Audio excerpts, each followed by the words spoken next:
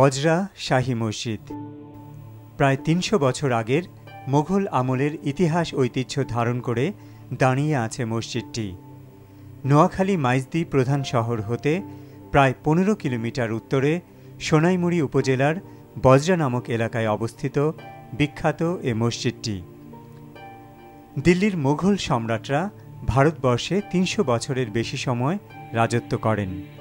এ দীর্ঘ সময়ে মোগল সম্রাট এবং তাদের উচ্চপদের আমলারা বিভিন্ন স্থানে অসংখ্য ইমারত ও মসজিদ নির্মাণ করে গেছেন। দিল্লির বিখ্যাত জামে মসজিদের অনুকরণে প্রায় ৩০০ বছর পূর্বে ১৭৪১ সালে মোগল জমিদার আমান উল্লাহ খান বজরা শাহী মসজিদ নির্মাণ করেন, যা আজও মোগল আমলের স্থাপত্য শিল্পের বিরল ও উজ্জ্বল নিদর্শন হিসেবে রয়েছে।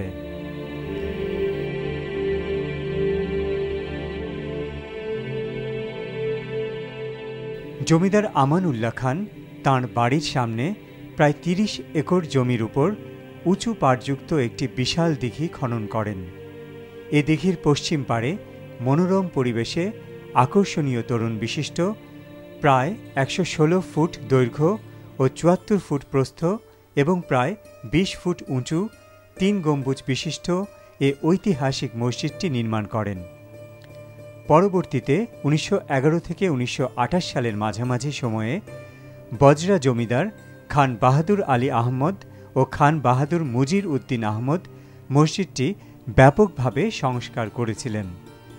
মসজিদে সিরামিকের মোজাইক দিয়ে সজ্জিত করেন। মসজিদটি আয়তাকার এবং উত্তর দক্ষিণে লম্বা।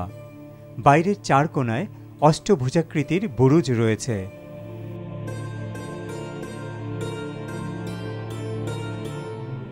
মসজিদের পূর্বে ৩টি, উত্তর ও দক্ষিণে একটি করে মোট ৫টি দরজা রয়েছে। দরজা বাইরের দিকে অভিক্ষিপ্ত এবং দরজার উভয় পার্শ্বে সরু মিনার রয়েছে।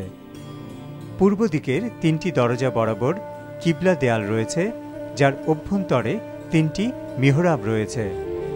মাঝের মিহরাবটি অন্য দুটির থেকে অপেক্ষাকৃত একটু বড়।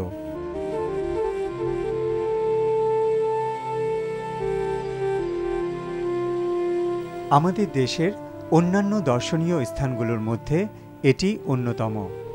এ মসজিদে এলেই যে কারো মন জুড়িয়ে যায়।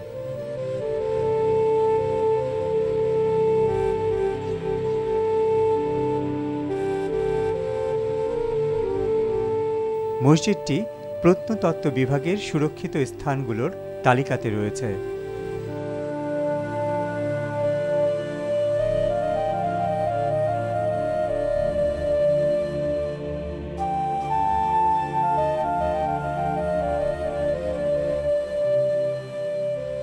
(১৯৯৮) সাল থেকে বাংলাদেশ প্রত্নতত্ত্ব বিভাগ বজরা শাহী মসজিদের ঐতিহ্য রক্ষা এবং দুর্লভ নিদর্শন সংরক্ষণের জন্য কাজ করে আসছে।